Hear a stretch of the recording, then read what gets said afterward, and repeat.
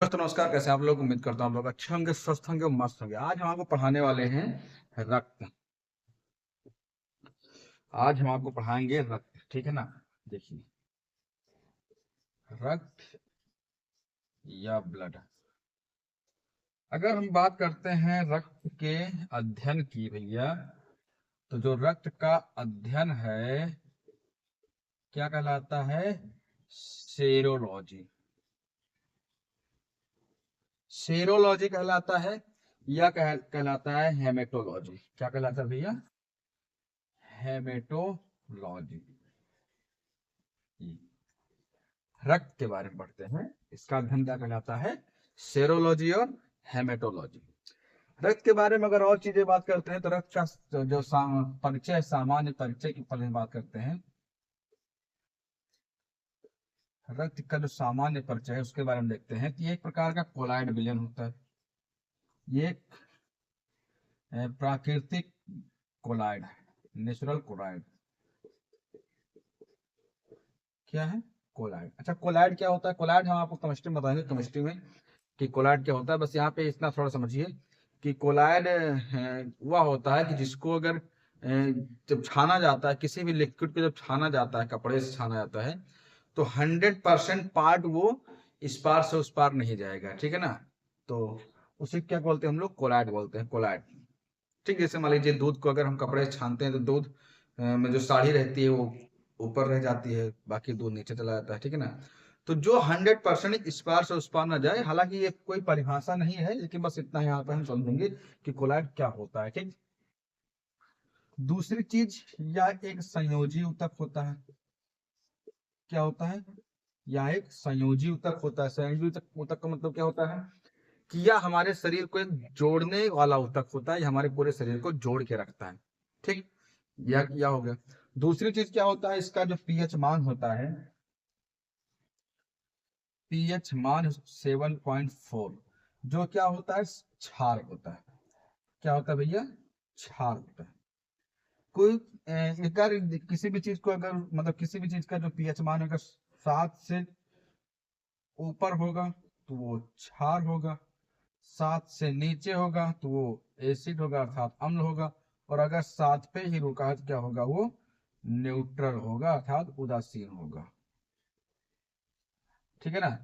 तो जो रक्त का पीएच मान है कितना होता है? वो 7.4, इसलिए क्या होता है? ये क्षार होता है, ठीक। अगर हम इसमें रक्त की मात्रा देखते हैं मेल में, कि मेल में रक्त की मात्रा क्या होती है, लगभग 5.5 लीटर होता है। और फीमेल में बात करते हैं कि रक्त की मात्रा, तो 5 लीटर होता है, ठीक। मेल में रक्त कितना होता है? 5.5 लीटर। और फीमेल में कितना होता है? 5 लीटर, ठीक। और आगे बात करते हैं अगर, कि इसका निर्माण कहाँ होता है। अगर रक्त का देखते हैं, रक्त का निर्माण कहाँ होता है, तो रक्त का निर्माण भैया होता है 2 जगहों पे। कहाँ कहाँ? एक होता है लीवर में, और लीवर में कहाँ होता है? भ्रूण के अंदर। भ्रूण जब कोई बच्चा पैदा नहीं हुआ मतलब रहता है, जब वो गर्भ में रहता है 2 महीने का, 4 महीने का, 6 महीने का, 8 महीने का, 9 महीने तक, अर्थात जब तक वो बच्चा पैदा नहीं हो मतलब होता है, तब तक वो उसे भ्रूण कहते हैं। तो उस भ्रूण के अंदर जो ब्लड का निर्माण होता है कहाँ होता है? लीवर में होता है। और वयस्क में कहाँ पे होता है? वयस्क में होता है कहाँ पे? अस्थि मज्जा में। कहाँ पे होता है? अस्थि मज्जा या बोन मैरो इसे को बोलते हैं, बोन मैरो, ठीक। ये चीज है। और हम अगर इसके बारे में बात करते हैं, तो अगर ये स्टोर कहाँ पे होता है, ये रक्त रहता कहाँ पे है? प्लीहा। प्लीहा या इसी को बोलते हैं स्प्लीन, ठीक है ना। कहाँ पे रहता है? प्लीहा या स्प्लीन, या इसी को हम ब्लड बैंक भी बोलते हैं, ब्लड बैंक। इतना भी इसके साथ कीजिए, फिर आगे बताते हैं। थोड़ी सा इसका परिचय और है, फिर आगे बताते हैं। पहले इसका इसके साथ होंगी, और आगे देखते हैं। कोलेस्ट्रॉल के बारे में देखते हैं। कोलेस्ट्रॉल होता है इसमें, क्या होता है देखिए। कोलेस्ट्रॉल, कोलेस्ट्रॉल इसमें होता है भैया 200 ग्राम डीएल, ठीक है ना। अगर हम कोलेस्ट्रॉल की बात करते हैं, ब्लड में कितना होना चाहिए, कितना होना चाहिए, 200 ग्राम डीएल। डीएल का मतलब क्या होता है, देसी लीटर, देसी लीटर। तो यहाँ पे जो पैथोलॉजी होती है, जो जिसमें हम पैथोलॉजी में जो ब्लड निकाल के उसको चेकअप करवाते हैं, उसमें डीएल में मापते हैं। तो डीएल में यहाँ पे है कि जो कोलेस्ट्रॉल होता है, क्या होता है, वो 200 ग्राम प्रति डीएल होना चाहिए। कोलेस्ट्रॉल क्या है, एक तरल वसा होता है, ठीक है ना, तरल वसा होता है। ये बहुत ज्यादा खतरनाक होता है। अगर ये बढ़ गया शरीर में या हमारे ब्लड में, तो क्या हो जाएगा, जाकर ये हमारे हार्ट में चिपक जाएगा, जिससे क्या हो जाएगा, हमारा हार्ट काम करना बंद करेगा, हार्ट अटैक आ जाएगा इंसान की, ठीक। तो ये कोलेस्ट्रॉल होता है। और क्या होता है, इसमें हीमोग्लोबिन होता है। क्या होता है, हीमोग्लोबिन, हीमोग्लोबिन। इसमें दो होते हैं, एक होता है मेल में, एक होता है फीमेल। मेल की बात करते हैं तो मेल में होता है 14 ग्राम प्रति डीएल, इसमें 13 ग्राम। फीमेल में ठीक 13 ग्राम। अगर हीमोग्लोबिन की बात करते हैं, मेल में 14 ग्राम प्रति डीएल और फीमेल में 13 ग्राम प्रति डीएल, ये होना चाहिए, ठीक। दूसरी चीज और हम अगर इसमें बात करते हैं, रक्त परिसंचरण तंत्र एक होता है, क्योंकि जो रक्त परिसंचरण तंत्र जो हमारे शरीर में रक्त को लाता ले जाता है, पूरी तरीके से एक सिस्टम से काम करता है, जो सिरा और धमनी के द्वारा जो ब्लड को हमारे पूरे शरीर में दौड़ाता है, तो क्या बोलते हैं, रक्त परिसंचरण तंत्र, रक्त परिसंचरण तंत्र। तो इस चीज को सबसे पहले किसने बताया था, एक वैज्ञानिक हैं जिनका नाम है विलियम हार्वे, विलियम हार्वे, ठीक। अगर हम इसके कार्य को बारे में देखते हैं, इसका कार्य देखते हैं, रक्त का कार्य क्या होता है, रक्त का कार्य अगर देखते हैं तो रक्त का कार्य क्या होता है भैया, ये होता है ताप को नियंत्रण करना। सबसे पहला चीज क्या, ताप को नियंत्रण करना। विलियम हार्वे ने बताया था कि जब तक शरीर में ब्लड बहेगा, दौड़ेगा, तो शरीर में ऊष्मा बनी रहेगी। जब दौड़ना बंद हो जाएगा ब्लड हमारे शरीर में, तो हमारा शरीर कैसा हो जाएगा, ठंडा हो जाएगा। सिवा सी बात, अगर आप अपने हाथों को ऐसे ऐसे करके थोड़ी देर चलाते हैं तो फिर उसमें गर्मी आ जाती है, ठीक है ना। तो इसी प्रकार जब हमारा शरीर पूरी तरीके से, जब तक इसमें ब्लड बना रहेगा, जब तक इसमें ब्लड दौड़ेगा, तब तक हमारे शरीर का तापमान कितना होना रहेगा, 37 डिग्री सेल्सियस बना रहेगा, ठीक। दूसरा कार्य क्या होता है इसका, O2 और CO2 का परिवहन करना, गैसों का परिवहन करना ब्लड का कार्य होता है, ठीक है ना। हीमोग्लोबिन लाता है, हीमोग्लोबिन क्या करता है, हीमोग्लोबिन ही इसको पूरे शरीर में लाता ले जाता है। CO2 मतलब O2 और CO2 का परिवहन करना, ठीक। पोषक तत्वों का परिवहन करना, पोषक तत्वों का परिवहन करना, ठीक है ना, पोषक तत्वों का परिवहन करना। और क्या, उत्सर्जी पदार्थों का परिवहन करना, उत्सर्जी पदार्थों का परिवहन करना। यही ब्लड करता है क्या, उत्सर्जी पदार्थ कौन कौन, जैसे यूरिया हो गया, अमोनिया हो गया, ये सब क्या है, उत्सर्जी पदार्थ है हमारे शरीर के। यूरिया, अमोनिया, ठीक, ETC बहुत सारे हैं। तो ये क्या करता है कि यूरिया और अमोनिया को, इन सबको ले जाकर किसको देता है, किडनी को देता है। किडनी अपना क्या करता है, डायलिसिस के द्वारा उसको फिल्टर करता है, बाकी हानिकारक पदार्थ को बाहर, बाकी सब अंदर, ठीक। तो ये है कुछ इनके परिचय रक्त के बारे में, जो इनका जो चीज आप लोग इसको जानते रहे, मतलब जान भी रहे होंगे, और ये चीज है। इसके आगे हम आप इसमें साथ इसके आगे बताते हैं रक्त किससे मिलकर बना होता है, ठीक है ना, इसको आप इसमें साथ कीजिए। अब बात करते हैं रक्त किससे मिलकर बना होता है, रक्त है क्या। तो रक्त का देखते हैं ये दो चीजों से मिलकर बना होता है। पहला होता है भैया प्लाज्मा, जिसकी संख्या होती है कितना, 55%। पूरे रुधिर का कितना परसेंट होता है, 55%।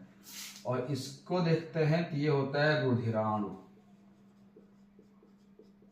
रुधिराणु, इसमें इनकी संख्या होती है 45%। प्लाज्मा क्या होता है? एक प्रकार का लिक्विड होता है भैया। क्या होता है? एक प्रकार का लिक्विड होता है और इसमें कुछ रुधिराणु, अर्थात जो ब्लड होता है, ब्लड में 55% लिक्विड रहते हैं और 45% क्या होता है? रुधिराणु रहता है। ठीक, इसमें कुछ रुधिर होते हैं। जिस प्रकार जैसे चाय बनाते हैं ना, चाय, तो चाय में उसमें पानी छोड़ते हैं, दूध छोड़ डालते हैं, चाय पत्ती डालते हैं, ठीक है ना। चाय पत्ती के बाद फिर क्या करते हैं? काली मिर्च डालते हैं, अदरक डालते हैं। तो उसी प्रकार ये भी है, उसमें 55% क्या लिक्विड होता है, लेकिन 45% क्या होता है? रुधिराणु पाई जाती है। कौन सा? फाइब्रिनोजन। फाइब्रिनोजन। और दूसरा पाया जाता है प्रोथ्रोम्बिन। प्रोथ्रोम्बिन, ठीक है ना, प्रोथ्रोम्बिन। गुड।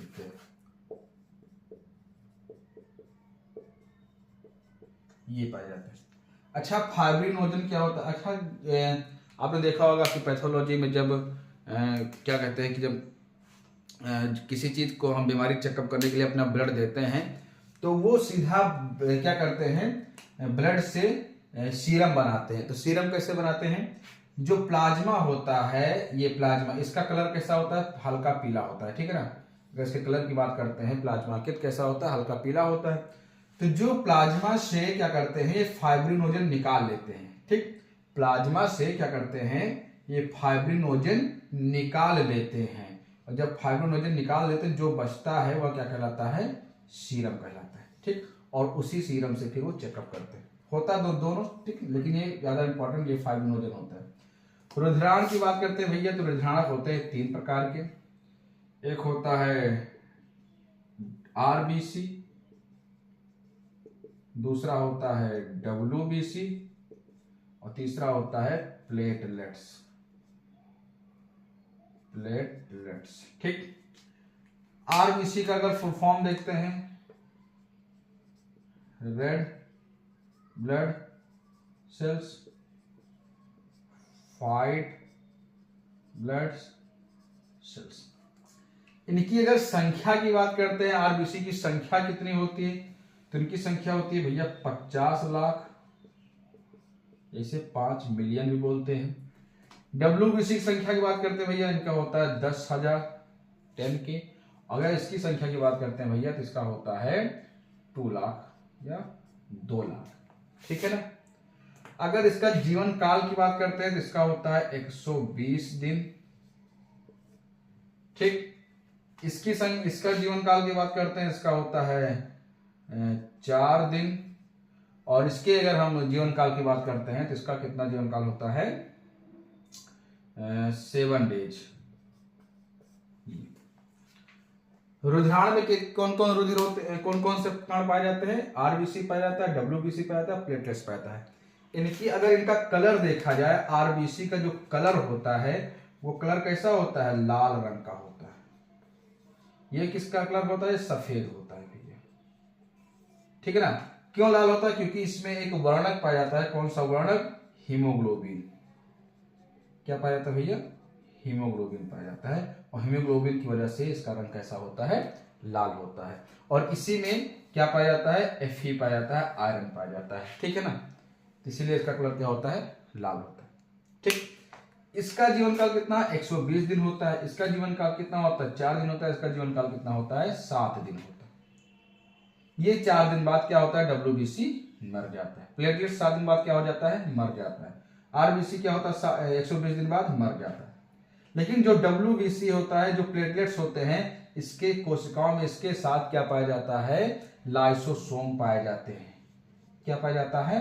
लाइसोसोम। तो जहां पे ये मरता है, वहां पे लाइसोसोम पहुंच के उसको मार वार के मतलब खा पी के क्या कर देता है? खत्म कर देता है। लेकिन जो आरबीसी होता है, इसमें लाइसोसोम भैया नहीं रहते हैं। लाइसोसोम क्या रहता है? नहीं उपस्थित रहता है, नहीं रहता है। और इसलिए जब ये नहीं रहता, तो जब ये मरता है, 120 दिन बाद मरता है, तो क्या करता है? ये खुद जाकर स्प्लीन में जाकर मरता है। कहां पे मरता है? स्प्लीन में मरता है। जिसे बोलते हैं कब्र, इसे कहा भी जाता है कि आरबीसी का कब्र कहा जाता है स्प्लीन को, ठीक है ना। तो ये स्प्लीन में जाकर मरता है और वहीं पे इसको फिर साफ कर दिया जाता है।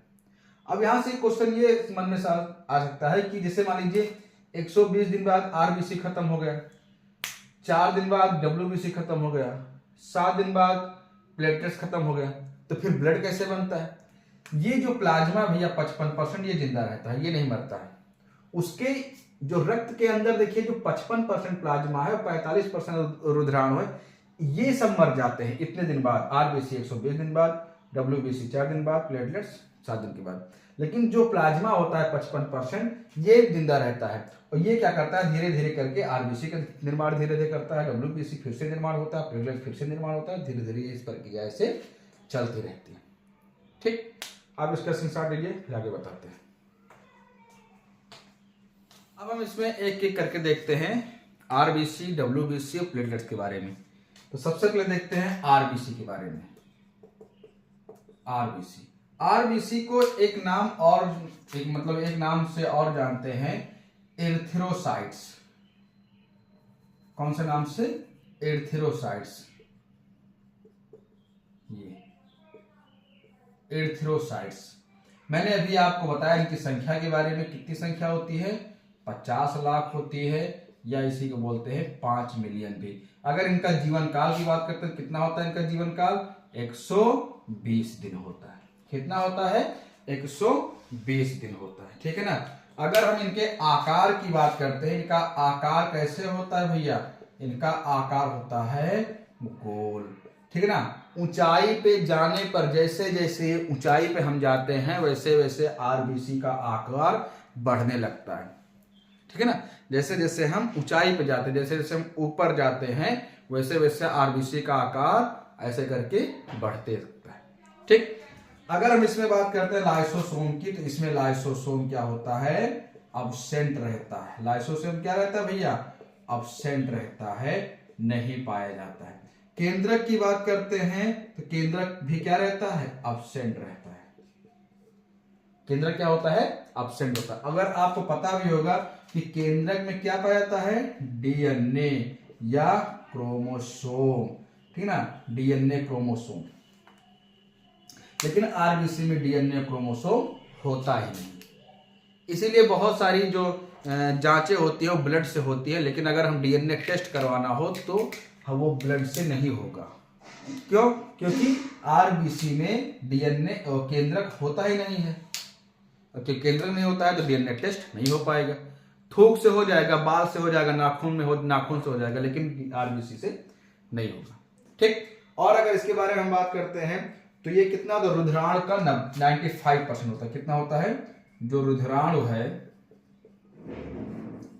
उसका 95% होता है आरबीसी, 95%। अभी मैंने आपको बताया ना, इसकी संख्या कितनी है? 50 लाख। डब्ल्यूबीसी की संख्या कितनी थी? 10,000। प्लेटलेट की संख्या कितनी थी? 2 लाख। तो 2 लाख, वो दोनों मिलकर 2,10,000 हैं, और ये अकेले कितना है? 50 लाख है।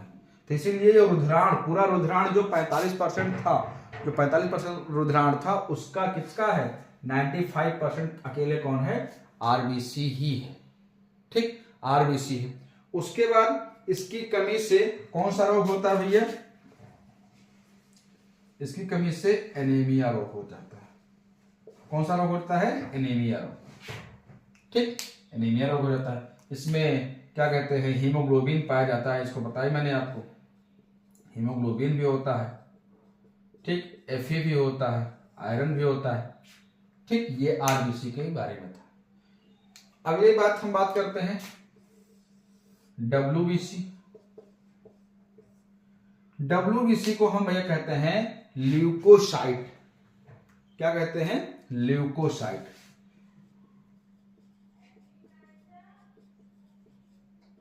इनकी संख्या की बात करते हैं तो कितना होता है? 10,000। अगर इनके जीवन काल की बात करते हैं तो जीवन काल कितना होता है इसका? 4 दिन होता है। कितना होता है भैया डब्ल्यूबीसी का जीवन काल?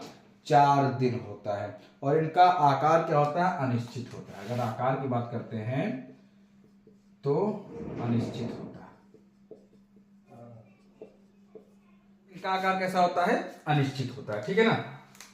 और ये कार्य क्या करता है, ये हमारे शरीर की रक्षा करता है। क्या करता है, ये रक्षा करता है, ठीक। और इसके भाग कौन कौन से, इसके भाग कौन कौन से भैया, ये एंटीबॉडीज में पाया जाता है। एंटीबॉडी, मोनोसाइट्स, और मोनोसाइट के बाद एक और पाया जाता है, इसे बोलते हैं lymphocyte. Lymphocyte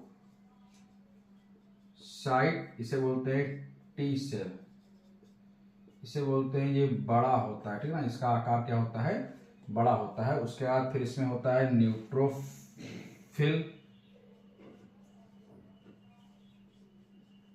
neutrophil, eosinophil, eosinophil, और एक चीज होता है, क्या होता है, बेसोफिल। क्या होते हैं भैया, बेसोफिल। ये तीनों इंपॉर्टेंट नहीं, ज्यादा इंपॉर्टेंट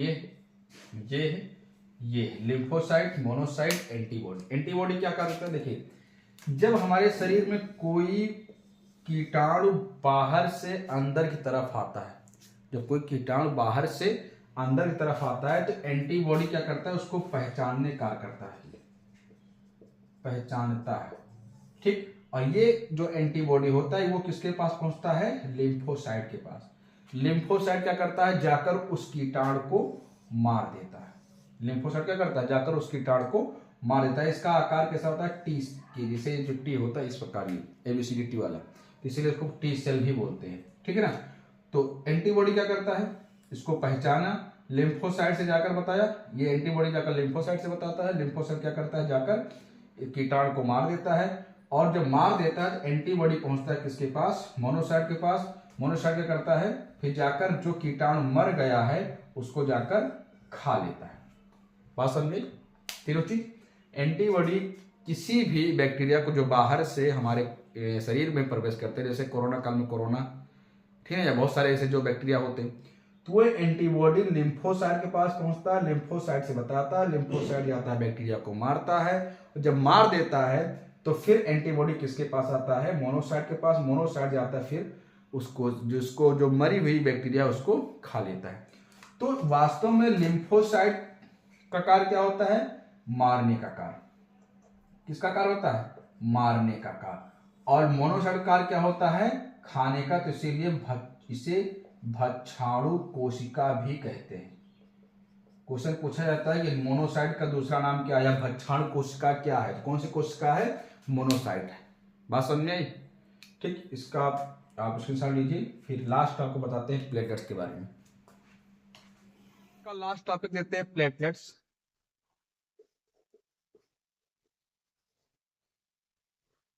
प्लेटलेट्स, ठीक। मैंने अभी आपको पहले ही बताया कि इसकी जो संख्या होती है कितनी होती है, 2 लाख होती है। लगभग 1.5 लाख से कितना होना चाहिए, 3.5 लाख के बीच में होना चाहिए, ठीक ना। कितना होना चाहिए इसकी संख्या, 1.5 लाख से 3.5 लाख के बीच में इसकी संख्या होनी चाहिए, ठीक, एक स्वस्थ मनुष्य के अंदर। और ये क्या करता है, हमारे शरीर का रक्षा करता है। ये भी रक्षा करने का कार्य करता है, रक्षा करता है, ठीक है ना। डेंगू बुखार में क्या होता है, इसकी जो संख्या होती है बहुत ज्यादा घट जाती है, 20,000, 30,000, 40,000 तक भी आ जाती है। जो बहुत ज्यादा अगर इस स्थिति पे आ जाता है प्लेटलेट्स, तो इंसान लगभग चारपाई से उठता ही नहीं है, लगभग पड़े पड़े रहता है। और उस पर इतना अगर कम हो जाता है तो उस पर इंसान की मृत्यु तक होने का भी चांस होता है, ठीक है ना। तो ये होता है। और इसका आकार अगर बात करते हैं, इसका आकार की बात करते हैं, तो इसका आकार उत्तल लेंस की तरह, किस तरीके से, उत्तल लेंस की तरह होता है, कुछ इस प्रकार से होता, गोल भी लेकिन उत्तल लेंस की तरह होता है, कुछ इस प्रकार से, है ना। इसमें केंद्रक नहीं पाया जाता, केंद्रक नहीं पाया जाता है। और अगर इसको बढ़ाना है, प्लेटलेट्स को बढ़ाने के लिए सबसे बढ़िया क्या होता है, फ्रूट, जितना मन करे उतना खाओ, उसमें सबसे ज्यादा होता है। दूसरा क्या होता है, गॉट मिल्क, ठीक, बकरी के दूध में बहुत ज्यादा पाया जाता है। ये ब्लड के कुछ सामान्य चीजें मैंने आपको बताई। इसका हम दूसरी ये पार्ट 1 है, इसका दूसरा पार्ट हम जल्दी लेकर आएंगे। आप वीडियो को लाइक कीजिए, शेयर कीजिए, सब्सक्राइब कीजिए और वीडियो को आप अपने दोस्तों तक जरूर भेजिए। मिलते हैं आपको ऐसे ही अगली वीडियो में, इसके दूसरे पार्ट में। तब तक के लिए धन्यवाद।